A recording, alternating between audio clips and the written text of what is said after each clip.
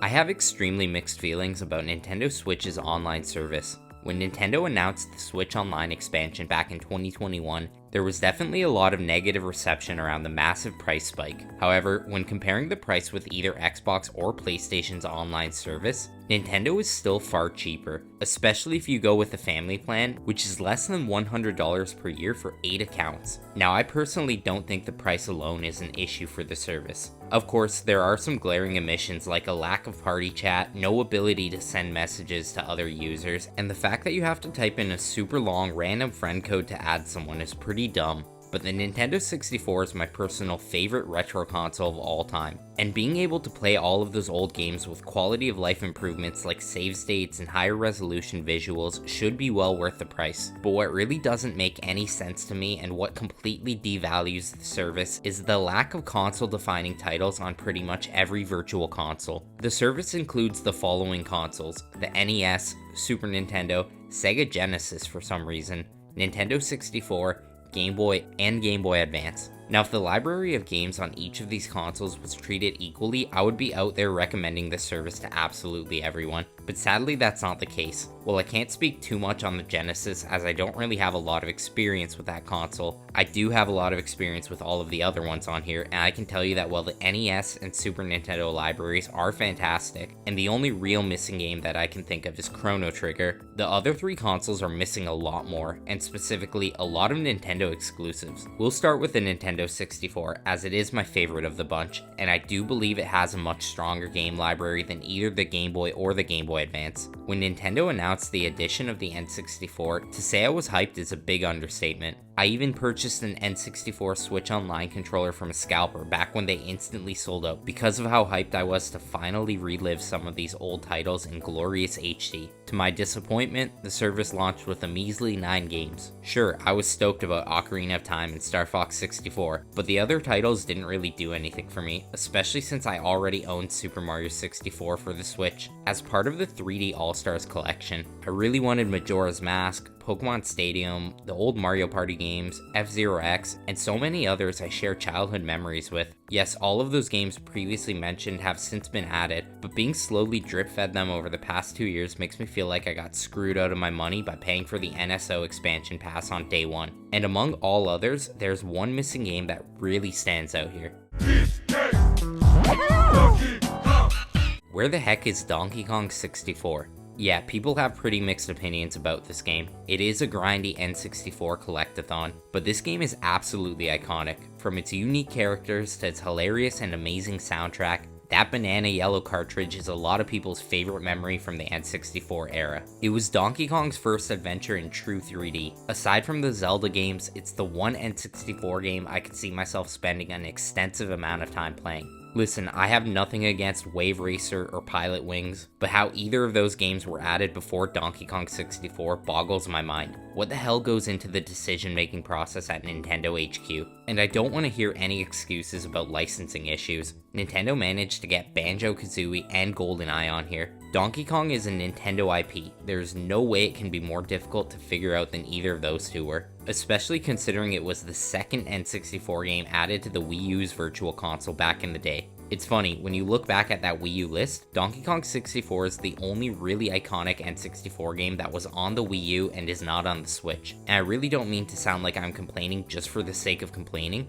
I can forgive Nintendo for not having other titles like Perfect Dark or Conker's Bad Fur Day on here, because I do understand the licensing difficulty, but the lack of Donkey Kong 64 truly makes no sense.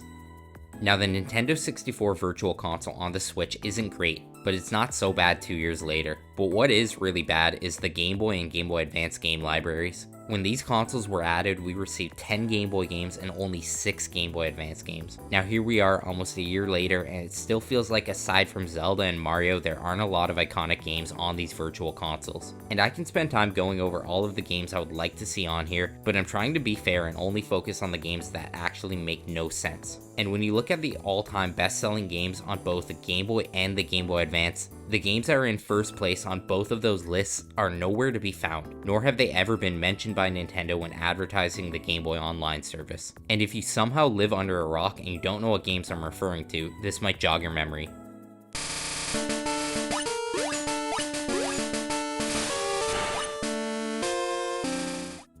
Pokemon Red, Blue, and Yellow are the best-selling Game Boy games of all time, with 46 million sales together. And likewise, Pokemon Ruby and Sapphire are the best-selling Game Boy Advance games of all time, with over 16 million sales. Not only this, but Pokemon Gold, Silver, and Crystal hold the number 3 spot for the Game Boy, and Pokemon Leaf Green and Fire Red hold the number 2 spot for the Game Boy Advance. To not include any of these games in a service dedicated to the consoles they were released on is an absolute travesty. These are some of the most influential and legendary JRPGs of all time. Why would they not be on the service? When trying to figure out the answer to that question, I've often seen two responses. The first being Nintendo not being able to get the Pokemon Company on board with the idea, which I think is complete nonsense. On the Nintendo Switch Online service, we have Pokemon Snap, Pokemon Stadium 1 and 2, Pokemon Trading Card Game, and Pokemon Puzzle League. Let's be real, all of those Pokemon games are pretty cool to have, but not what anyone really wanted. Also, a lot of these mainline Pokemon games like Pokemon Yellow were sold on the Nintendo DS eShop before it shut down,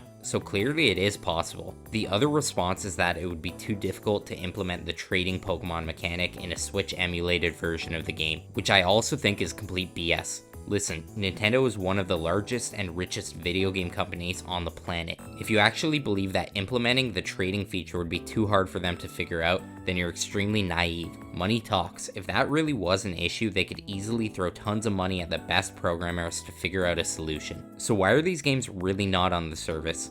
Well, like Donkey Kong 64, I have no idea. Nintendo loves to do weird ass things that make no sense to 99% of the people on this planet. I'm pretty sure that when you're applying for a position to work at Nintendo, you have to include makes poor financial decisions on your resume to get the job. I've always heard that most of the issues pertaining to Nintendo's lack of support when it comes to backwards compatibility are relating to them being so protective of their older IPs. But really, this lack of support does anything but help them protect their old games. If you're someone like me, you would happily pay money to be able to access all of the previously mentioned titles in this video. However, if the company doesn't provide a way for me to legally play these games on modern hardware, I'm happy to throw on my eye patch and emulate them elsewhere. Each of these games I've mentioned could entice a lot of people to become new members of the Nintendo Switch Online service, but because of them not being available, I still wouldn't recommend NSO to the average gamer.